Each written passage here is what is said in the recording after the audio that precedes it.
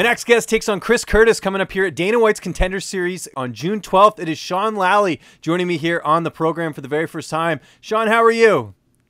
I'm doing great. How are you doing today? I'm doing very well, man. Just, getting some interviews done, but you look very relaxed. We were talking about this off air. You got the cup of coffee, you're on the couch. Is that typically what a Sunday looks like for you? Is just sort of a rest day? Yeah, this is my one rest day of the week. This is the first camp where I've had the ability to basically train full time. So, Monday through Saturday, I'm putting in 2 to 4 sessions a day. And I'm actually down in Cape Cod right now, hanging out with my uncle. And my coach, Mark Delagrati, was like, yesterday after training, he's like, get down there, sit back, relax, don't even think about fighting. So that's what I'm doing. I'm just sitting back, relaxing. I usually either dedicate this time to family or, friends, and just enjoying some off time before I'm back to the grind tomorrow. So Mark's going to hate me because he said he doesn't want you to talk about fighting, and here we are talking about this fight. But here we are talking about fighting. Yeah. It's like every time you think about fighting, think about me telling you not thinking about fighting. Exactly. So, that's all right. We can get away with it. One thing you mentioned there was that you're doing this full time, that you've dedicated all your time to this upcoming fight. What were you doing for work before that? What was sort of paying the bills for you?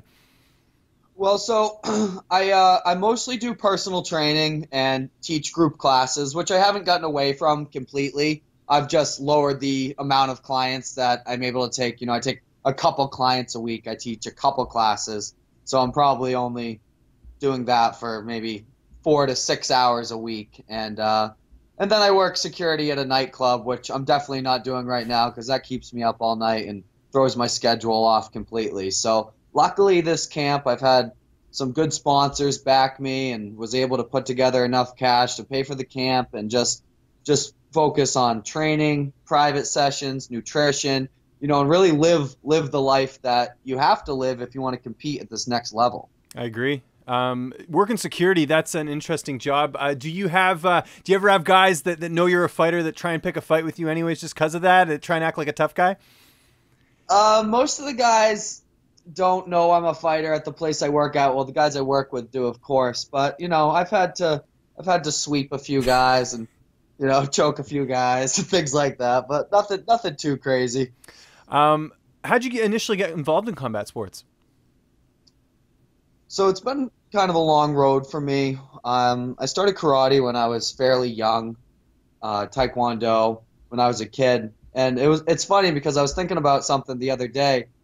When I got into high school, as a freshman in high school, and karate wasn't cool anymore. Karate was cool when I was young, and then as I got older, it was no longer cool. So I remember at a point freshman year, I started doing karate again, and I didn't tell anybody. I kept it a secret. I'd go to the dojo, and it's funny. It's like and look where I am now. But from there, my father boxed, so I always had him talking about boxing, and we'd mess around a little bit. So I had that from a young age, and then around 16 I found an MMA gym, and that's when I kind of really got serious into exercise in general, like strength and conditioning stuff, and really loved it. And I found an MMA gym up in northern New Hampshire called Kaze Dojo and started training MMA.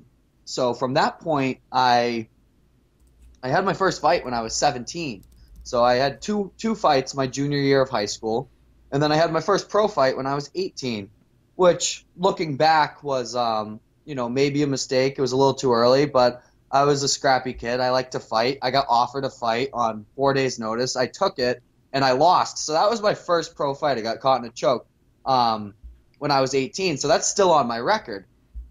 So from that point, I joined the military. I didn't fight for 6 years and started my pro career, what I consider the real start of my pro career, at 0-1 about 3.5 years ago. Interesting. And obviously it's worked out well for you. You're heading into this fight on a 5-fight win streak. Did you feel like an opportunity like this was coming after your last fight, or was this sort of out of the blue? I believed an opportunity like this was coming. I thought there was a possibility where I would go fight again locally, but I knew it was coming close, and this has been the goal, and I knew that another quick victory was going to seal me that this opportunity. And it's how I'm winning my fights too. I'm finishing guys and I'm knocking guys out. So that makes a big difference, with what that's what they want at the next level. They want an exciting fighter. They want someone who's going to go in there for the finish, and that's what I do. And you're taking on Chris Curtis, like I mentioned off the top, who's the CES welterweight champion. What I love about this matchup is this could have almost been a title fight in CES at this point, but instead you guys get to do it on the Contender Series, and you don't have those extra 2 rounds. How do you feel like you match up against him? I'm sure you've been familiar with him just seeing him compete for CES. Yeah, I've known who Chris Curtis is for a couple of years now. He's a very game opponent. He's tough. He's experienced, and I respect him as a fighter. And I think I match up well against him. I like the fight. They offered it to us, and I wanted to take it right away. I think we match up well, and I know I can beat him. I think it's going to be my toughest test yet. I believe it's my toughest opponent to date, and that's what I want. I want to prove to everybody that I can't only hang with guys at that level. He's a little more experienced, but I can beat those guys too. And I can beat those guys in front of Dana White for a UFC contract. And how have you structured your training camp, and who have been some of your main training partners? So I've branched out, and I have quite a few different training partners I work with. Crew Mark Delagrati is my main trainer. I've worked with some boxers, Mark DeLuca, who's a 21-0 pro boxer. I've been working with him and a boxing coach. Started doing a lot more wrestling. I got a jiu-jitsu coach, Professor Anderson. And, I've been working with Chip Pollard. I've been working with Greg Rebello. I've been working with Fabio Charant. I've been getting some good work in with Tom Egan. I've started training with him this camp and going over to his school a couple times a week. So I've surrounded myself with a stable of killers. Have you had to endure the Greg Rebello trash talk? I hear this from all the guys he trains with, that he never lets up. I've been enduring that for years now. I've been training with Greg for a couple years now, and the shit talk never ends. Yeah. But I usually like to get on his side with the shit talk and like team up on other people. Yeah, no, I hear you. Yeah, Greg's. You always got to get one over on Greg. That's how it works. Yeah. I'd rather get hit with his shit talk than his left hand. Oh, there you go. There you go. Shots fired. One guy I got to give a shout out to in this interview is a guy who actually made this happen. Peter Barrett, Slippery Pete. How much of an impact is he as far as training and everything? And why isn't this guy on Contender Series? That's another question I want to know. That is a good question, first of all. I think Pete should be on the Contender Series. He's the perfect candidate for it. And he'll be in the UFC one way or the other, I believe, within the next year. But, yeah, Pete's a great friend. We have a great relationship. We were just out in Vegas together training at the UFC Institute. He works with the same boxing coach I work with, and, of course, at Sit Your Tong. So, yeah, me and Pete have a really good friendship, and he's a solid fighter, man. I'm excited to see what's next for him, and I know he's on his way to the next level. How do you see this fight playing out on June 12th? I see a tough fight. I see a technical fight. I see us both going for victory, and I'm comfortable wherever the fight plays out.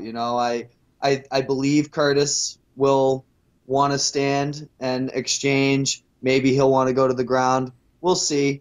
But I'm comfortable wherever, and I'm just going in there. I just like to go in and fight. I always have somewhat of a game plan, but a fight's a fight and anything can happen. So I like to keep my options open and adapt to the situation. What do you like doing on your downtime? We talked all about your fight career and everything else. Are you a big sports fan? You playing any video games? You watching any Netflix? What do I find you doing? So I don't watch sports because all the sports games are on when I'm training at night. So I miss out on most of the sports. It's funny, you watch less sports when you're trying to be a pro athlete yourself. But I don't play video games. I have a 2.5-year-old daughter, and she lives in New Hampshire. And I live in Boston. So I travel up there to New Hampshire most weekends, and I spend time with her. So that's like that takes up the majority of my of my off time, and I really cherish that time with her. You know, I go from punching people in the face to having like tea parties with my daughter the next day. So it's funny. I live in the two different worlds. But other than that, I just like getting outside. I like the simplicity of life. I just like meeting with friends, going outside, enjoying my daughter, enjoying my family, and those are the things that I like. Well, Sean, I want to thank you so much for the time today. It was great getting a chance to catch up with you. Everyone's got to check out this fight. It's Dana White's Contender Series coming up here on June 12th. Just remind people where people can get a hold of you on social media, and if you got any sponsors or shout outs, the floor is yours, man. All right, guys. So definitely tune in June 12th, UFC Fight Pass. You're not going to want to miss this show. It's going to be a beautiful display of violence. You can catch me on social media, Facebook, just under Sean Lally. You can catch me on Instagram, the unpredictable.1 on Instagram. I got Snapchat too. You can tune into that. I don't know the name off the top of my head. All right, I got some great sponsors. I got Greg Melanson Photography. I got Primed and Ready to Eat Meals. I got the Suicide Grip, who works with veterans. I got Fight Rub for all your aches, pains, bumps, bruises. Going from there, I got a few other sponsors. You check out my T-shirts and see them. And I'm representing Team Sit Your Tongue, so I'm going to go in there and bang. What's up, fight fans? If you like this video, be sure to subscribe to see even more interviews with your favorite UFC and Bellator fighters. We've also got coverage at events, including post-fight press conferences and media scrums. And if you like this video, check out the video to my right. It's worth your time.